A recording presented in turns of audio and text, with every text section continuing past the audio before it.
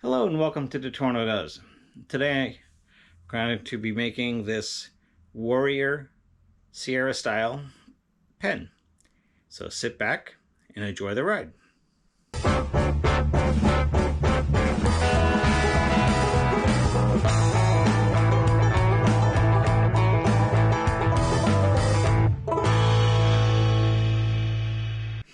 Okay, so we're making this out of Amboyna burl. And I do need to make several of them. They are a Sierra style pen. So with a lot of woods, you'll have the heartwood and the sapwood. So the heartwood is the center of the tree.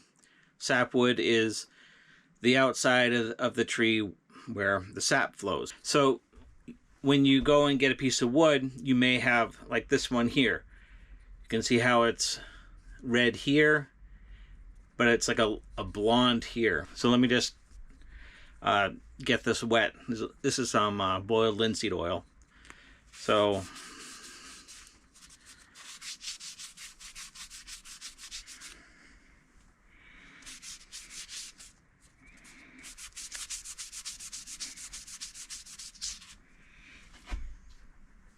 see, so you can see how it's red here and it's like a blondish brown here.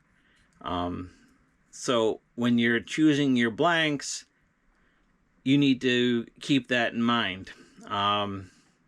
Some blanks may be totally sapwood, some may be totally heartwood. You never know what you're going to get when you're getting blanks, especially online, when you don't have the ability to pick through a pile of them and get what you want. You can also have defects like this crack here goes around.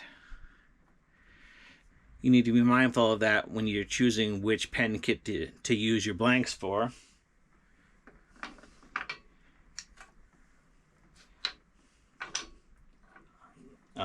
So they can add character, or they can cause a total catastrophic failure when you're turning.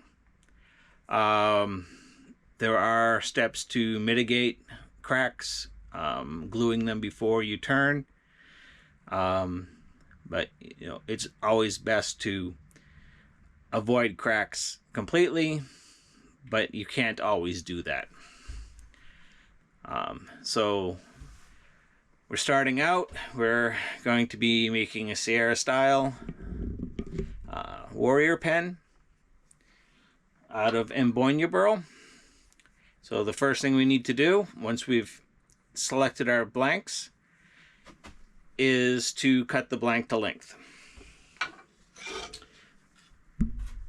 So I created this jig here for my bandsaw, and I'm not sure how well it's going to show up, but across here, all the different pen kits that I've made in the past, I've measured out and marked for where the blank needs to sit in order to be able to cut the correct length of blank. So you want that to be the length of the brass tube plus a little bit for trimming, making it square to the tube after you've drilled it.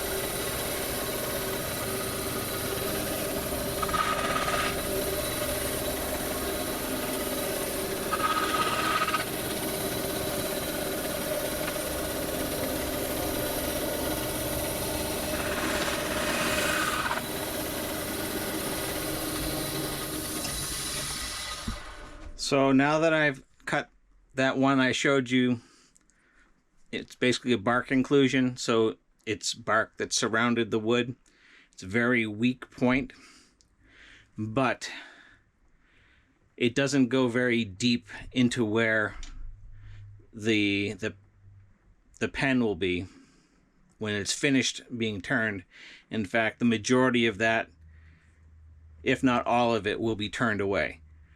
So it's not an issue, but I'll still hit that with some thin super glue to let that soak into the fibers and help bind it all together so it doesn't come off and hit me while I'm turning. So to do that, you just take some thin super glue, a couple little dabs, let that soak in. So the thin will wick down before it cures. The thicker it is, the more it wants to sit on the surface. So when you after you've drilled the hole and you're gluing in the brass tube, use a thicker CA glue in order to fill the little imperfections in the drilling, because it is wood, it will move. And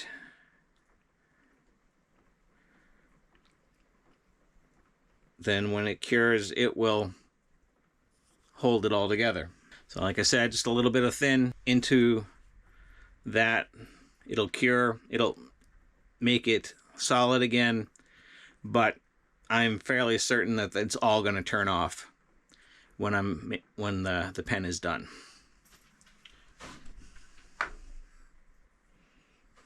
Here's another one. I'll also hit it. It does come about halfway across the blank, but not all the way through the blank. So it comes up at an angle going from here to here. So again, I'll hit that with some thin CA.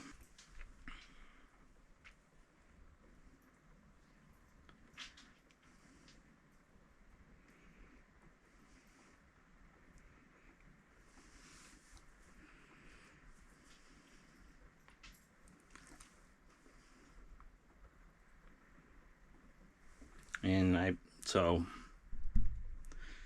put it up here, and you can see it wicking out the crack down here. So it does go through. So this will help stabilize the blank when I go to turn. And the next step is to drill the hole for the brass tube. Okay, so this is the way the pen kits come. It has your brass barrel, comes with the ink, transmission, the metal parts for the pen. So every pen kit should come with all its parts. I've had some come missing parts. Like anything else you order, usually all the parts come with it. You occasionally find a package with broken parts or missing parts. Pen kits are no different. Start out with the brass barrel. See, this one here is smooth. Some of the kits are coming pre-sanded now. They never used to, but it's something that they're doing. So what you first want to do is just take some coarse sandpaper. This is some 80 grit. You just sand the brass tube real quick. You're not looking to make it smooth, you're actually trying to make it rough. So, you know, being aggressive, but, you know, and random is what you want. So, I don't know if that's going to show up on camera, but now it is roughed up. That actually gives the glue something to grab on the tube, versus if it was perfectly smooth, it wouldn't grab well, and you'd have a potential failure. So this tube here requires a 27/64 drill bit.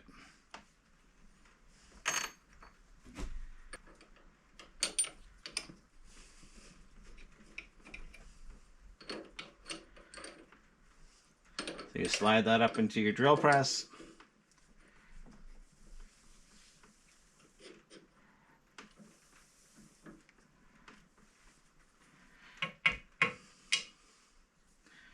Now, I have this drill jig that I got from a gentleman on the International Association of Pen Turners forum. He was making these. So basically you turn the handle and the jaws move in together to keep your blank centered. Unfortunately, with the length of this drill bit, I can't get the blank underneath it, so I'll have to drop the table.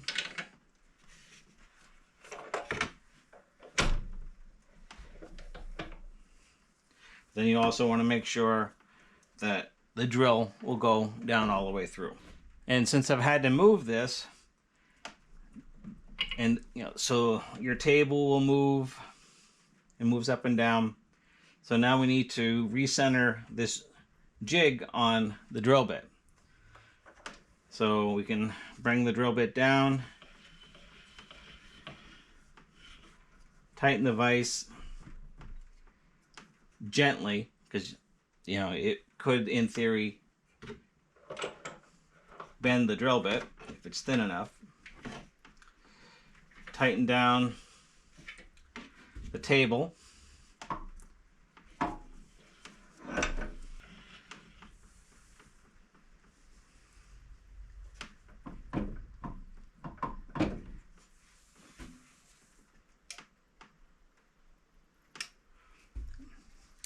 And then put the blank in the jaws, have it centered, bring the tip down.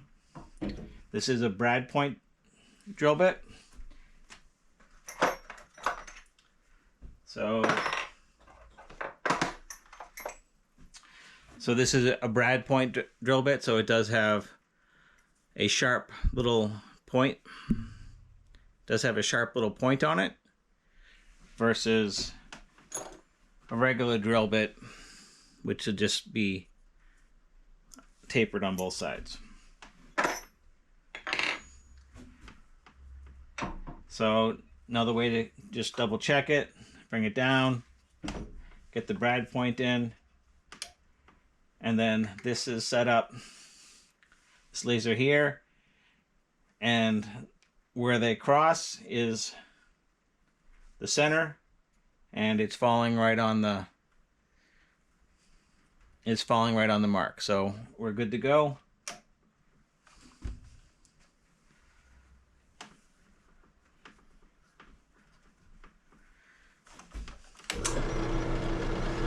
Let me turn the drill on.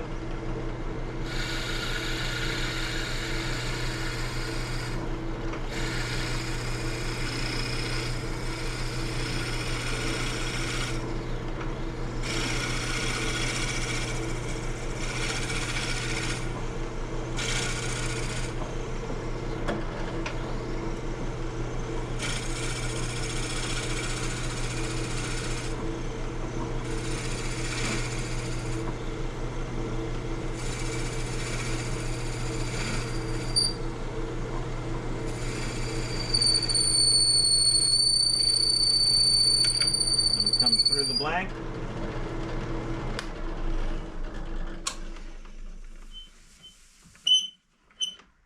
You want to go slow so that you don't risk blowing out the bottom.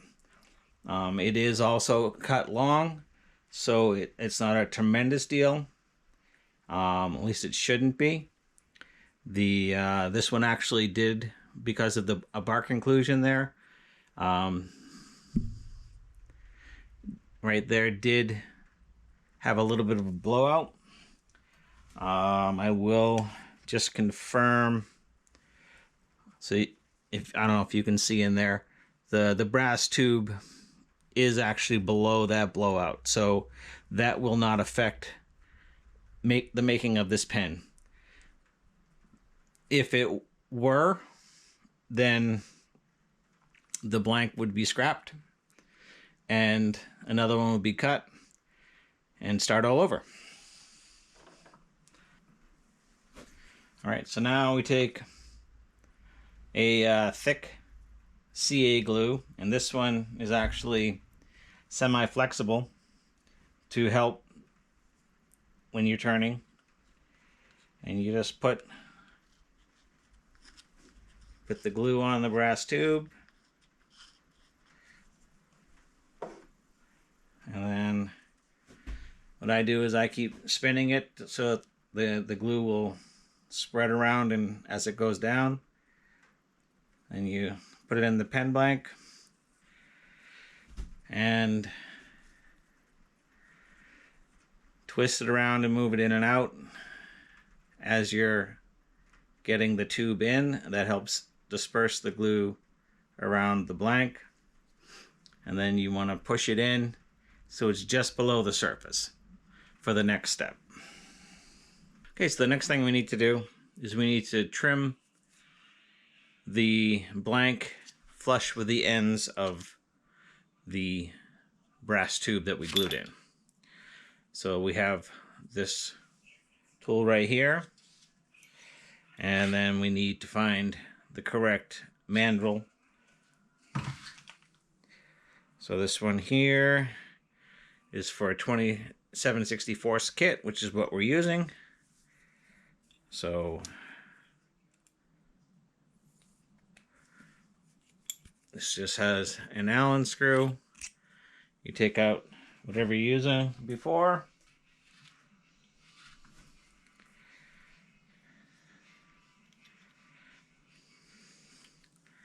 Slide the new one in.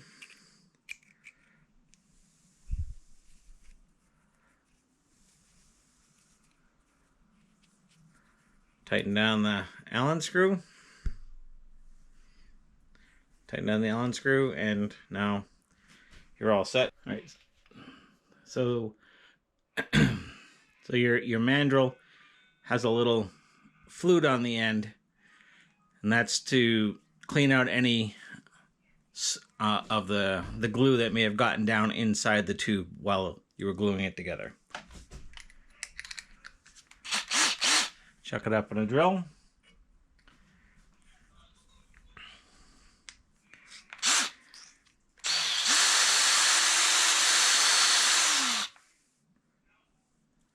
And then you trim your blank until it's flush with the end. So you can see how that's now shiny. Over here, we've got a ways to go. So that's going to take a bit.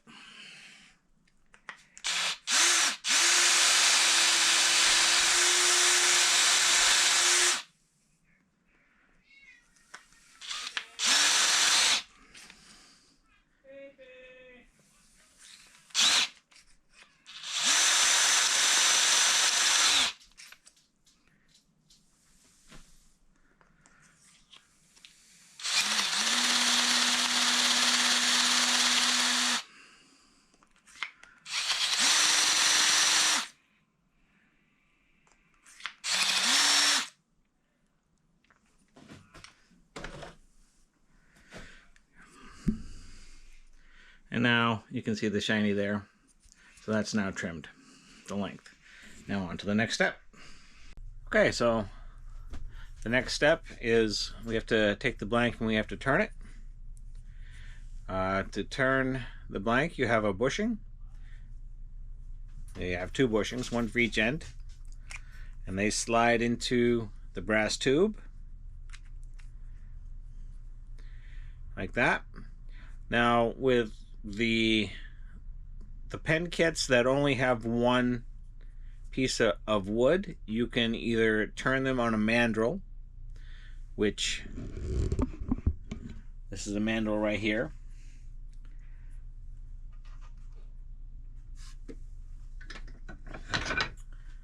And the mandrel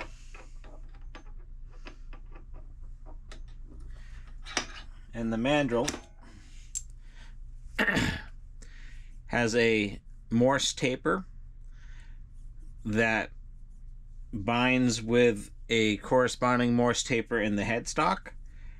So as this pushes in, it wedges in there, creating friction, allowing the headstock to spin, which then transfers the energy into the mandrel. So this particular mandrel currently has another set of pen bushings on it.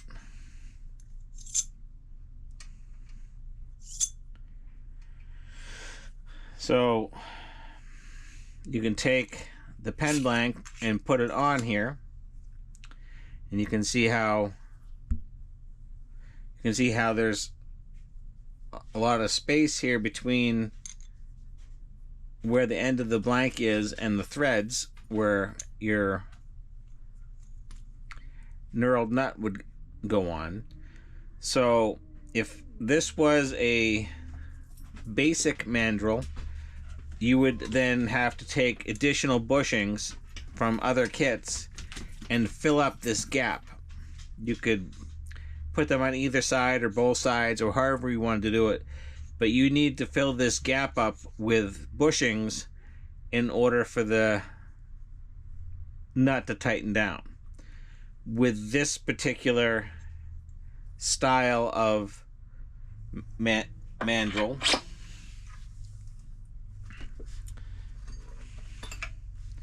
you can take and loosen this and slide this in.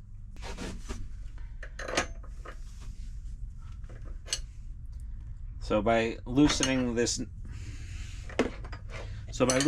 nut here, it allows me to shorten the mandrel, allowing the knurled nut to then catch the blank. Or you can also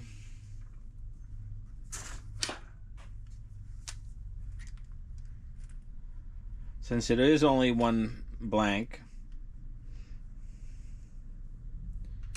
you can turn it between centers. And what that means is you would take a dead center. So it's called a dead center because it doesn't move. So it also has a Morse taper on it. So that slides into the headstock. This has a 60-degree bevel on the point versus this dead center has a spring point and a lot of fine teeth. Or this dead center is a spur bit with a single stationary point. So these would be for turning different types of material. And then in the tailstock, you have what's called a live center. So the live center also has a Morse taper, but the head spins freely.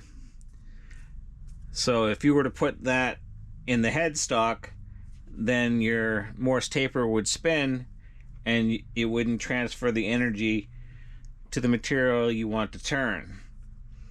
But by having a live center on your tailstock, it allows the piece to turn while being supported on both ends and not burning your material because of friction.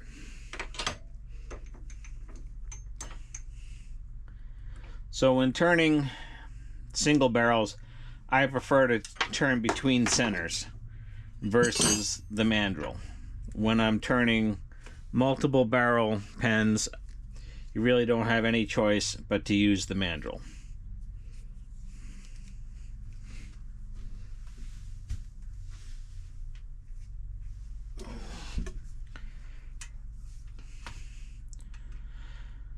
So what I'll do is I'll put these bushings back on the mandrel, put my nut on, and then just set my mandrel aside for the next pen that I turn that needs the mandrel. Another thing I like to do when turning single barrel blanks is change my tool post. This is nice and long, so it gives you a nice straight edge to be turning with when you're turning multiple pen blanks.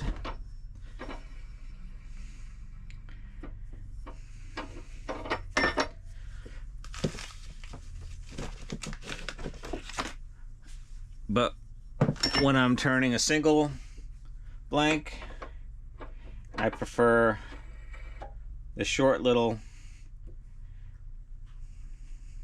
tool rest. So we'll stick that on the center.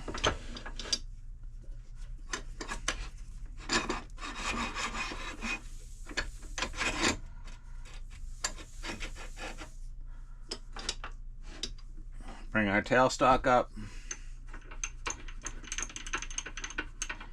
Run our live center out. And it goes into the bushings. Now, when you're doing a single one, you can tighten this down a little tighter than you would on the mandrel. Because if you tighten the mandrel down too tight, what will happen is it's stuck in the headstock and you're pushing with the tailstock and you'll flex that shaft. And what will happen with that is you'll make oblong shaped pens. They won't be round. Turn the lathe on.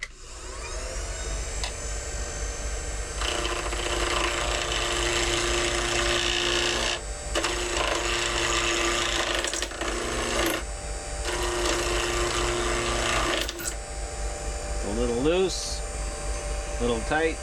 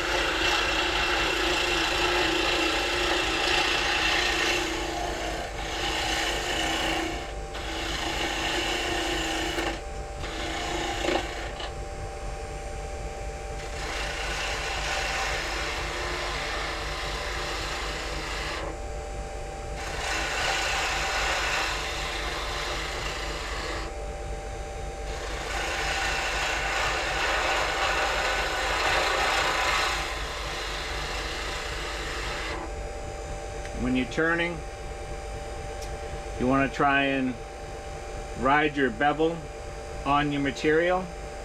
It helps with tool control, and it also helps make the cut smooth. And being able to turn either way is also a good benefit. Sometimes you have material that when you turn it one way you're digging the grain up, and you turn it the other way and you're able to get a smooth cut on it.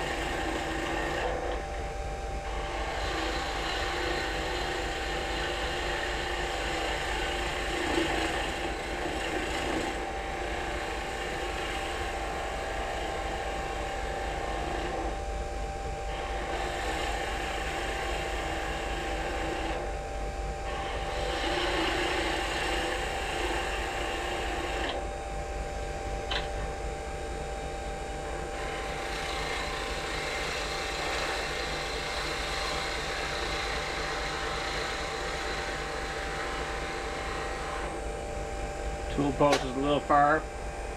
Scoot it forward.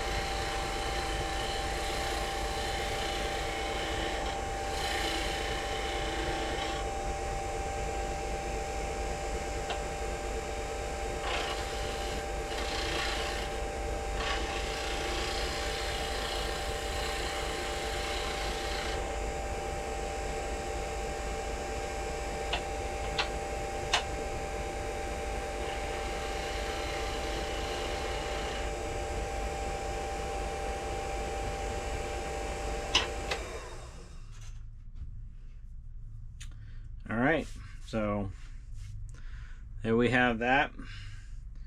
Now something that did show up in the turning is a bark inclusion. So I'll have to decide what to do with this, and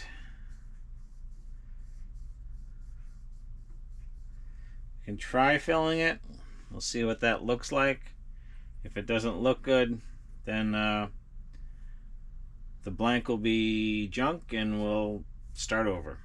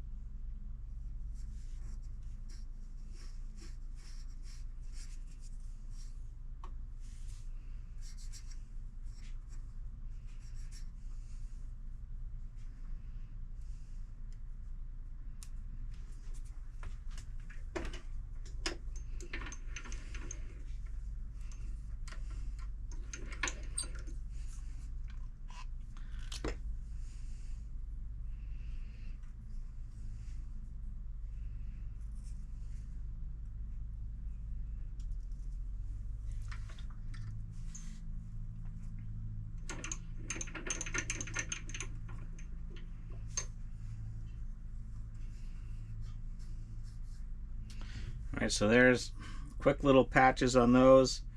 We'll hit it with some sandpaper and see how it looks.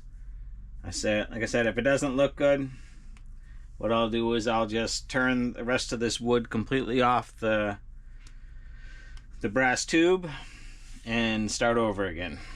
So let's see, hopefully it looks good, but the end product is what's important. So when you turn on this lathe, it has forward and reverse, and it's also variable speed.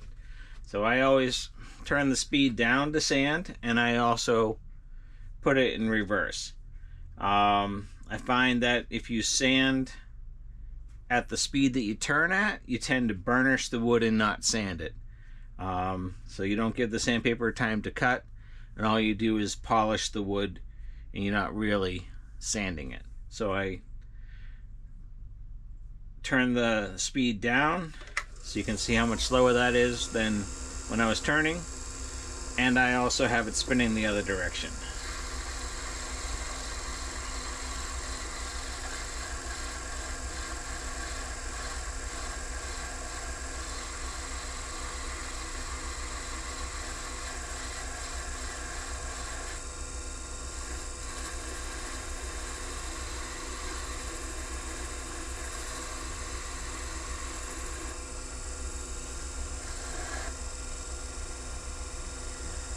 And one thing that may save us in being able to fill it like that is this is a burl, so it does already have inconsistent grain.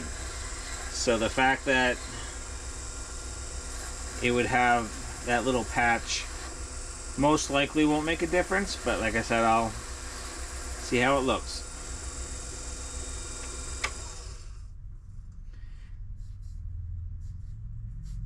And the patches are looking, they're looking decent. You throw a little bit more sawdust in them, but because of the wild grain already, I think it's going to be good. So we'll continue on. So now I'm just going to run through the sand, the different sanding grits. I start out with 80, then I go to 120, 180, 240, 320, And then for wood pens, I stop at 400. For the resin pens, I go up to 600. And then I switch over to a polish that's used to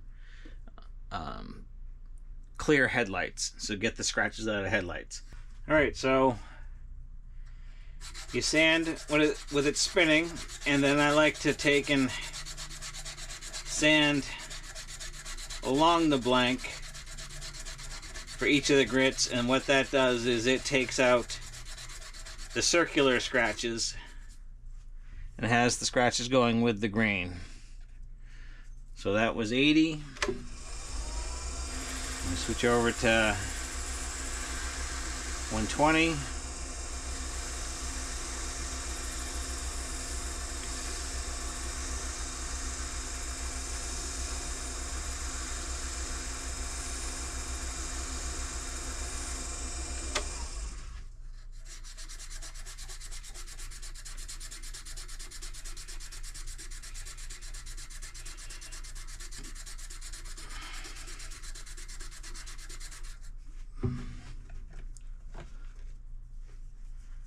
$180.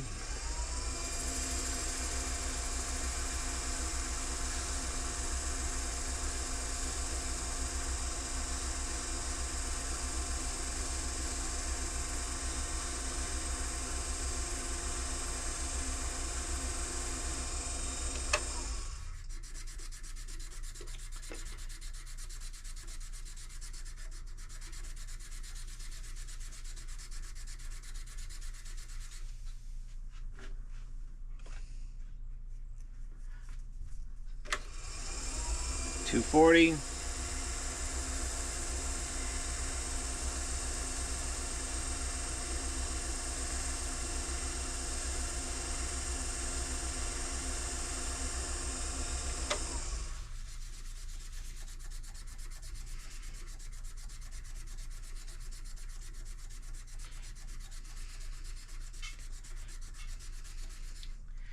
And the amount of tool control that you have will dictate how much sanding you have to do.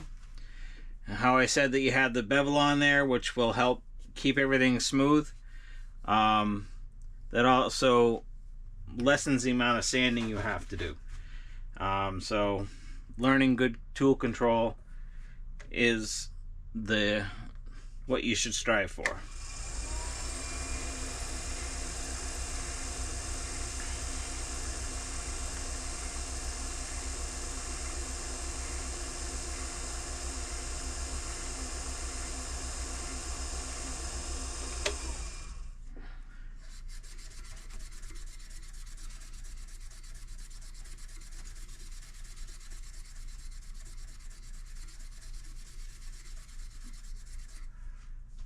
$320.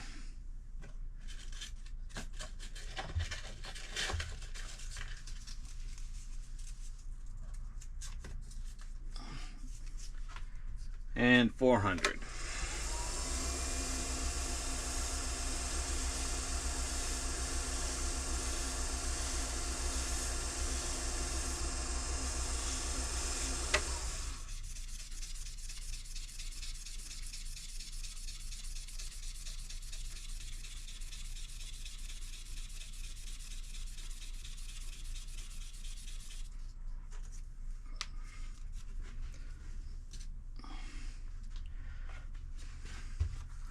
All right, now we're going to go with a CA finish.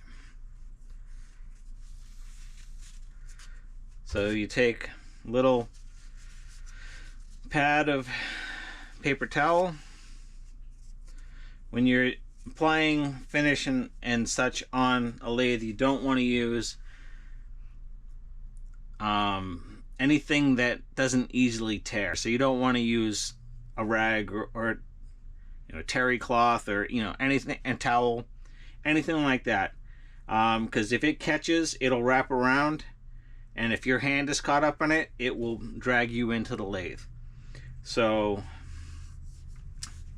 when you're doing your finish, you want something, one, that you don't have wrapped around your hand, and two, something that'll easily tear.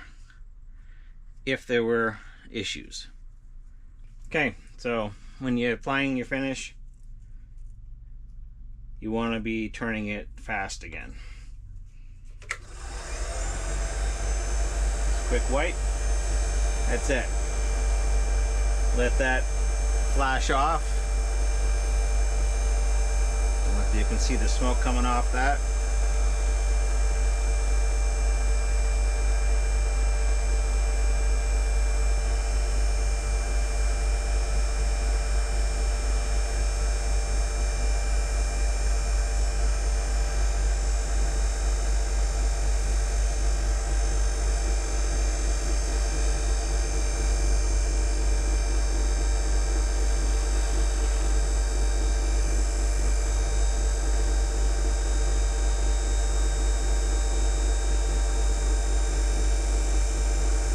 With the CA glue, you don't want to spend a lot of time playing with it.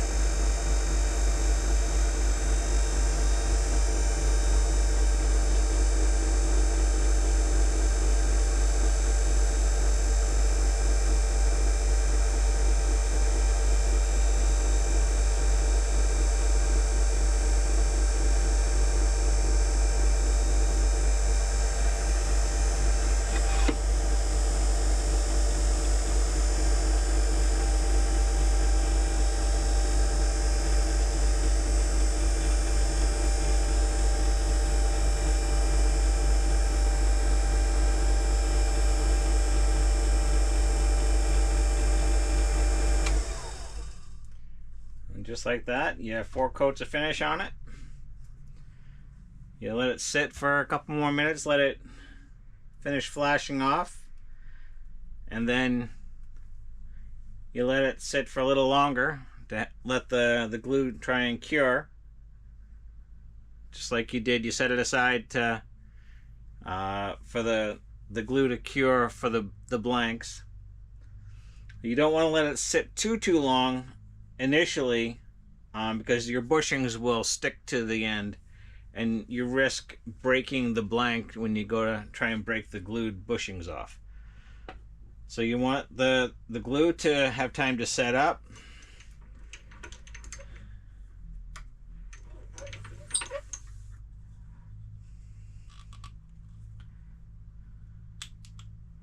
A quick little snap. Yep, that one has set up. See if we can get it off.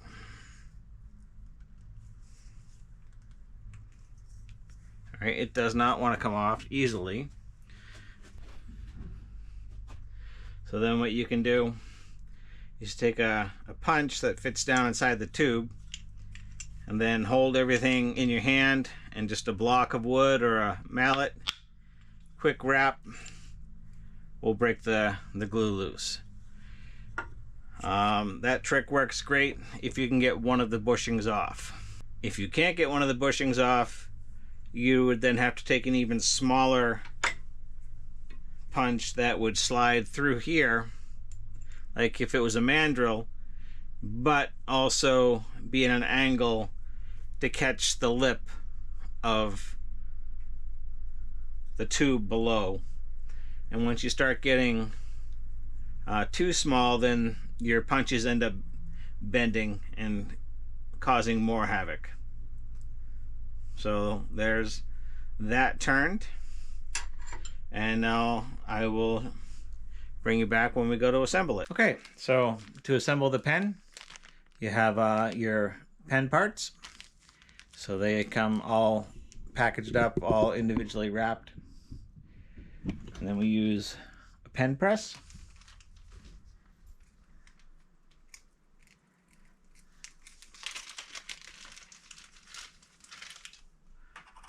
So it comes with your ink,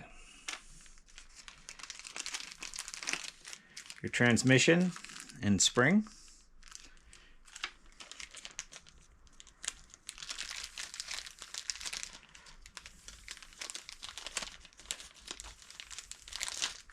your nib section, and then your cap section with the clip. So this kit here comes somewhat pre-assembled, so you're not pressing the nib in, you're not pressing the clip on. They do sub-assemblies at the factory.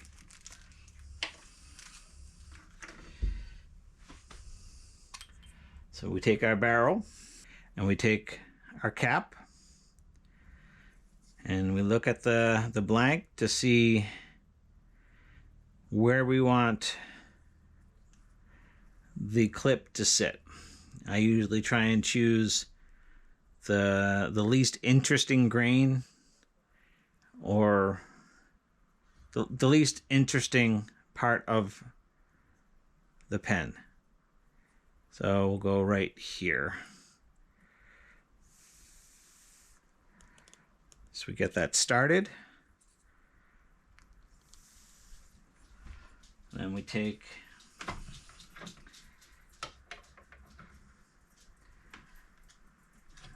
tighten that down, and then it's not quite gonna have enough through. Okay.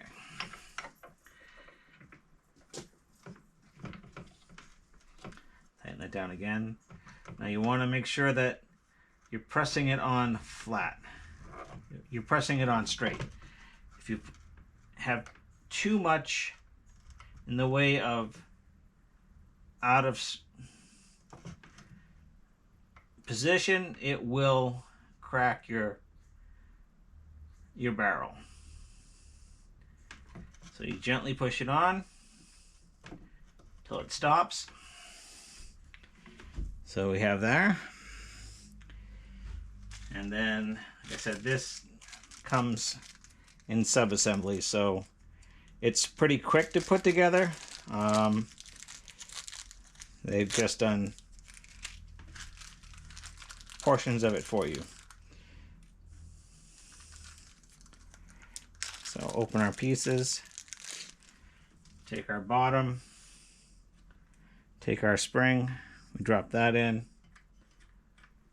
Our ink goes down into our spring.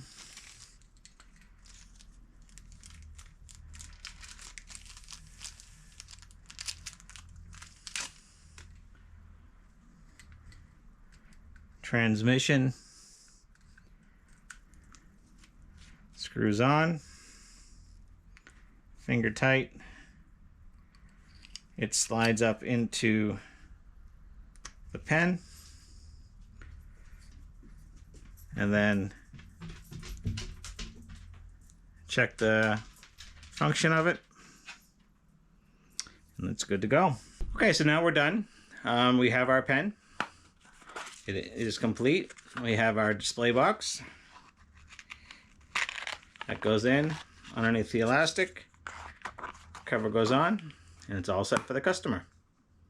Thanks for watching. Please like, comment, and subscribe. As always, God bless. Have a wonderful day.